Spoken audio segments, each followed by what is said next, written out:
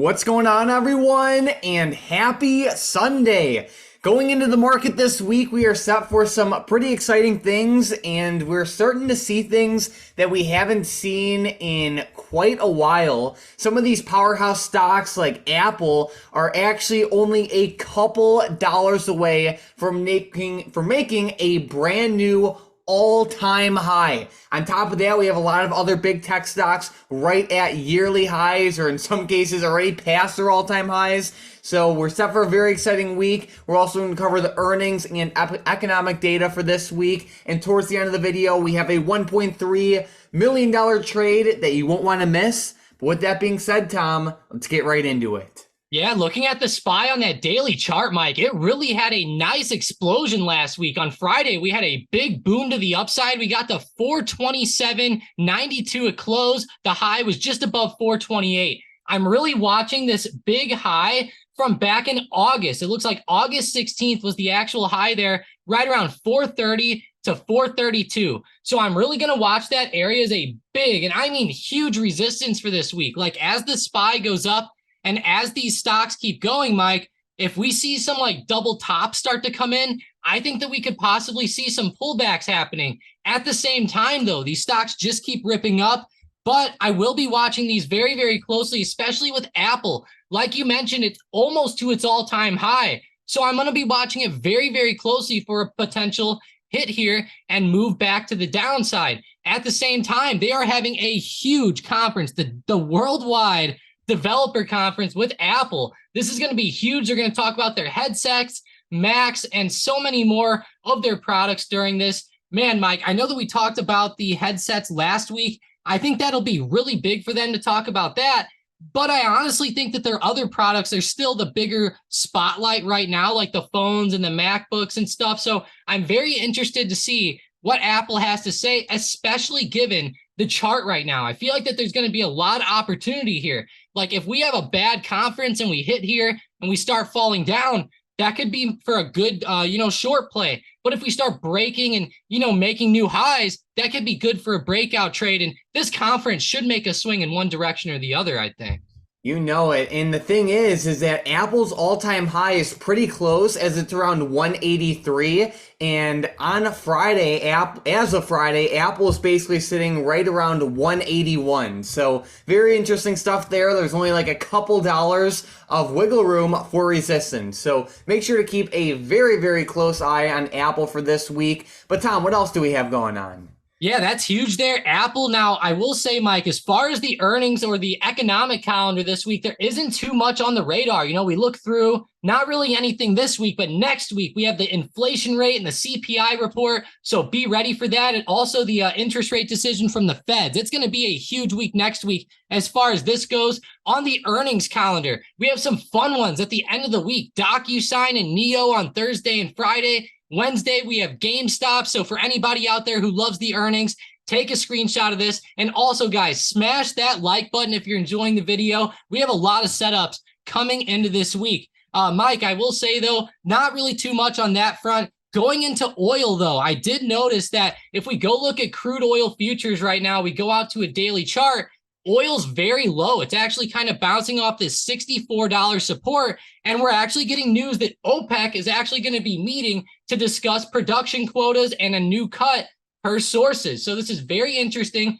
They're saying that cuts could amount to almost 1 million barrels per day on top of the existing 2 million barrel per day production cuts. That is going to be huge for oil. And I've actually found a lot of big opportunities with this at the moment, Mike. If we go to CVX, it has been in a huge range over the past year or so. It's been stuck in this big channel, and this lower support at 150 is actually having a perfect bounce right now. And it's awesome on the daily chart. It's only 2 green candles to the upside since that hit. And with that news, I think it's fantastic. I like CVX right here off support.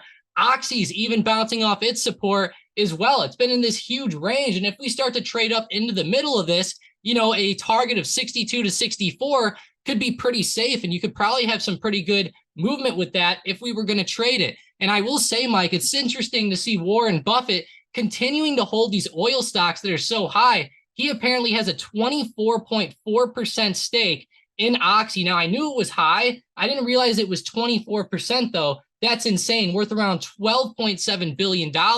It definitely is an interesting setup right now, given that channel and all the bounces it's had over the past couple of years. Yeah, and I know like oil stocks had a pretty solid day on Friday, and it really helped lift the S&P 500 up because some of these big tech stocks, while they are very, very close to their all-time high, not all of them necessarily had like a market moving type of day on Friday. So yeah, keep a close eye on those oil stocks. We all know how crazy they can be sometimes. Yeah, I mean, like, look at Oxy Friday. That was a big move. We're almost up to $60 even. So, you could even use that as an area for tomorrow if you're looking to day trade this, or even for a swing for the next few weeks. Watch that support. Now, if that support breaks, it might be a good time to cut. But I would say like risk reward ratio right here is actually looking pretty good. If it falls below like 55, maybe 54, you could cut it there.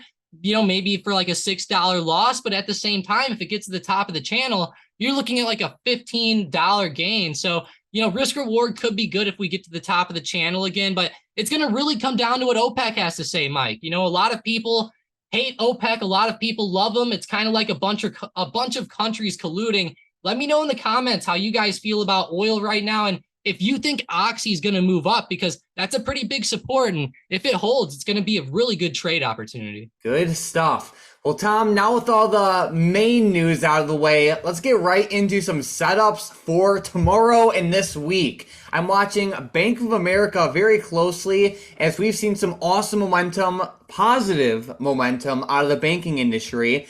And this industry has been lagging behind a lot of like other parts of the market. So I'm going to watch Bank of America pretty closely to the upside tomorrow. They do have some resistance right around like the 28, like 95 to like $29 level.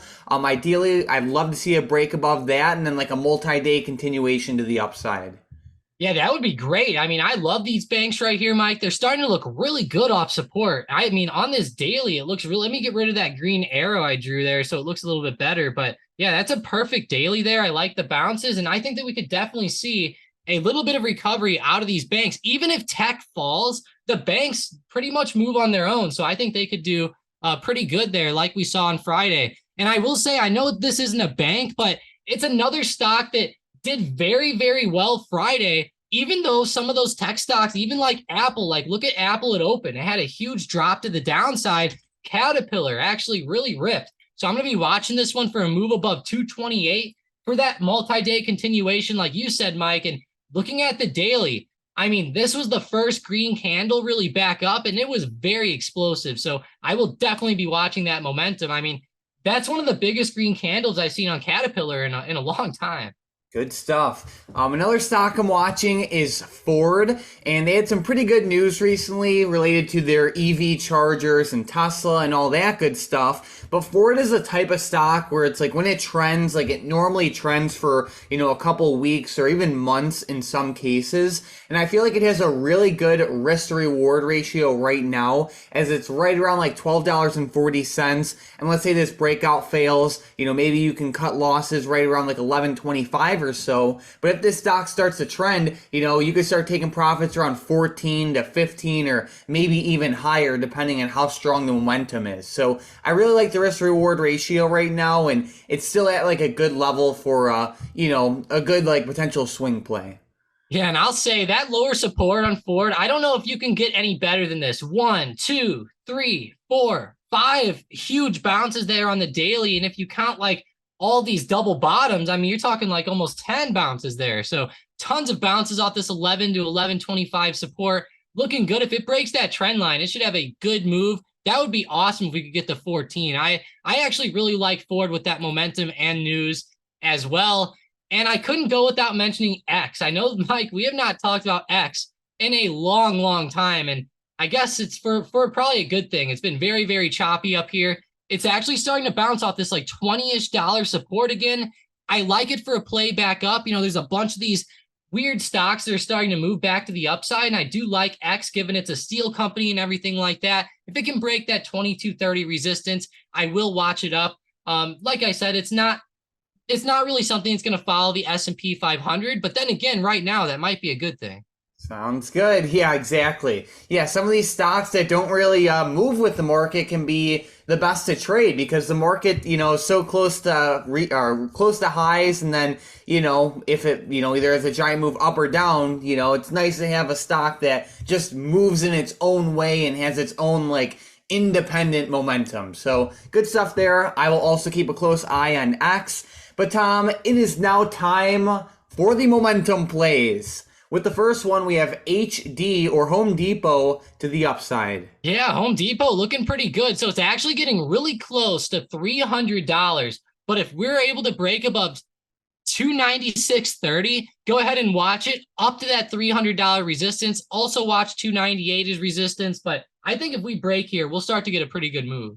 All right, and then with the next one, we have PayPal to the upside. PYPL. We've been watching this one for a while. I know Hunter's been talking about this one in the Discord too. Shout out to him. Go ahead and break above $65 with PayPal tomorrow. That could be a pretty big move. It's just above that high of day Friday. All right, and then with the last one, we have Amazon, and we need both directions. AMZN. Yeah, crazy to see this one up as much as it is. At the same time, it's starting to fall over. If it falls under this 123.50 support, which there was a ton of bounces there on Thursday, watch for puts. Now, if it runs up above 125, which is pretty big resistance, then watch for calls. So we have that upside level and downside on Amazon. Perfect. So you guys heard Tom.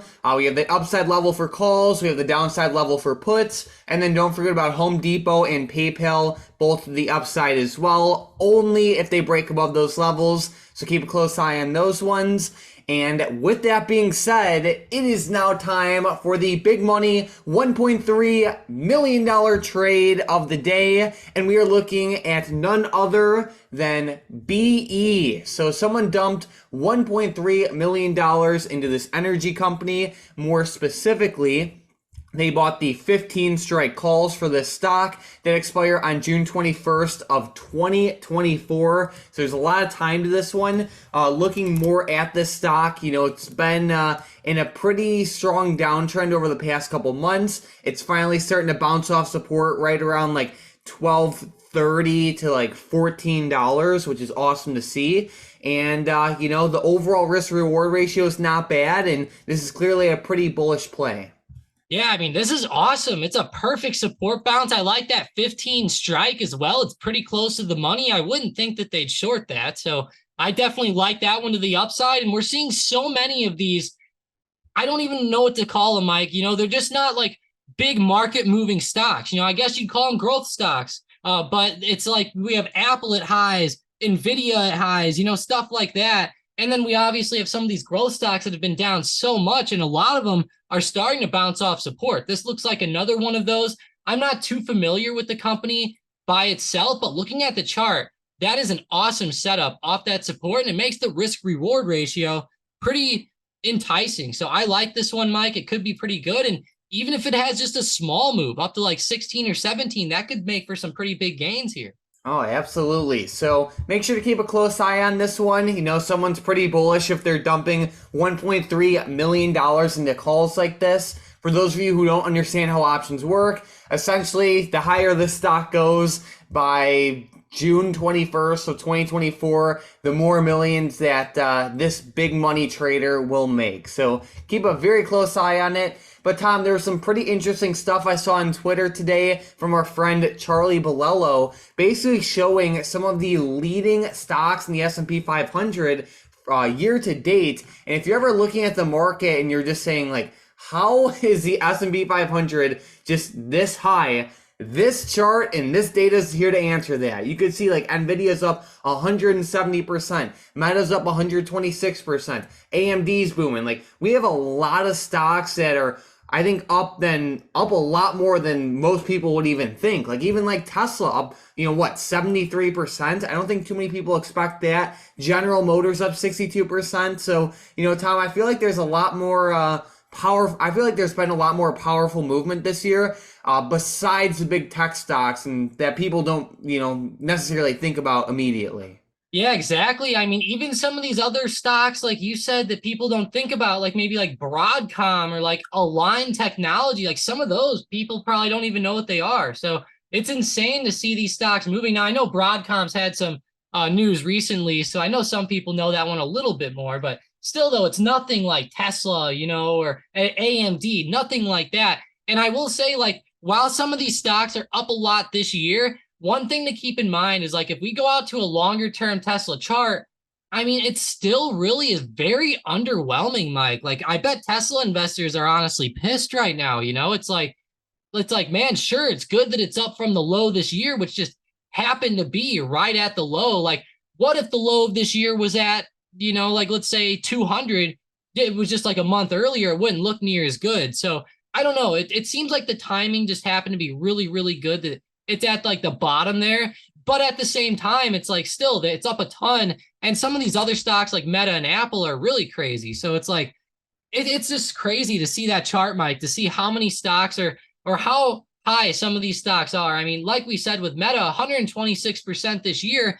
And if you actually go from the low in October, you're talking like almost 300%. What's it at now? 209, almost 210%. I mean, that's just crazy there. Exactly. So I think the biggest information to take away from this, and this is from me, everyone's gonna have their own opinion, but it's like, yeah, sure. While the momentum's hot to the upside right now, feel free to ride that momentum and continue to trade these stocks, for day trade breakouts and maybe some swings. But for the long term, I feel like on a lot of these stocks like Nvidia, Meta, AMD, stocks like that, I think there will be better opportunities for entries if you're willing and wanting to own these stocks for the long term.